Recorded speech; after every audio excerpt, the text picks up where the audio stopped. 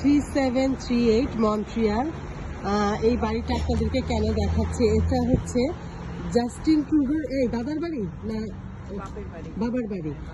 মানে Justin Trudeau এখানেই থাকতো, খেলতো, এখানে বড় হয়েছে।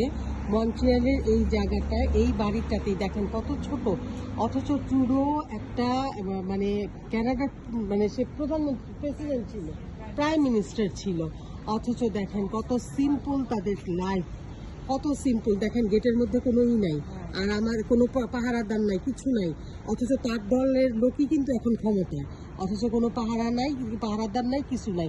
আর আমাদের সুধা সদন মানে পাহারা দেওয়ার জন্য অন্তত 100 পুলিশ ফোর্স থাকতো এখানে, তো আমরা ওই রোডেও যেতে পারতাম না। দেখেন এটাই হচ্ছে সেই বাড়ি যেখানে জাস্টিন ট্রুডো বড় হয়েছে, থাকছে, খেলছে, তার বাবার বাড়ি এটা। এটা হচ্ছে মন্ট্রিয়ালে একটা মানে জায়গা, খুব সুন্দর, একদম সিম্পল সিম্পল।